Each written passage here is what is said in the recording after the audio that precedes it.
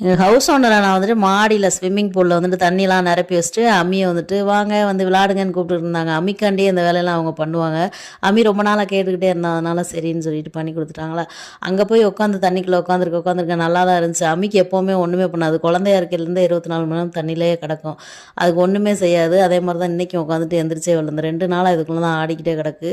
தண்ணிக்குள்ளே உட்காந்துருக்க வரையும் எங்களுக்கு ஒன்றுமே தெரியல. வெளியில் வந்த பின்னாடி தான் தலைவலி 4 வலி சரியான வலி. எதுக்கு வலிச்சிச்சு அப்படின்னு பார்த்தா அதுக்கப்புறம் தான் வெயிலே மொட்டை வெயிலே உட்காந்துருந்தது தலைவலி பிடுங்கி எடுத்துருச்சு. அதுக்கப்புறமா 65 பொடி போட்டு வெங்காயம் இஞ்சி பூண்டெல்லாம் தட்டி போட்டு தக்காளி சாதம் பண்ணியிருந்தோம். ரொம்ப சூப்பராக இருந்துச்சு. சாப்பிட்டுட்டு அம்மிக்கு கொஞ்சம் கிருதாலாம் கொஞ்சம் தாறுமாறாக அங்கிட்டு இங்கிட்டு வளர்ந்து கிடந்துச்சு. முடியும் வளர்ந்துருச்சு. அதனால் ஸ்டுடியோவில் கூட்டிகிட்டு போய் அம்மிக்கு முடியை வெட்டி விட்டுட்டு அதுக்கப்புறமா அங்கே இருந்த டேபிளில் இருந்த இந்த இதெல்லாம் வந்துட்டு சுற்றி பார்த்துட்டு அழகாக இருக்குது எங்கே வாங்கினீங்க எல்லாம் கேட்டுட்டு வீட்டுக்கு வந்துட்டு இன்றைக்கி நைட் சாப்பாடு வந்துட்டு மீனாட்சி பவன்லேயே முடிச்சிட்டோம். பூரி தோசை அப்படின்ட்டு. மீண்டும் ஒரு வீடியோவில் பார்க்கலாம். டாட்டா.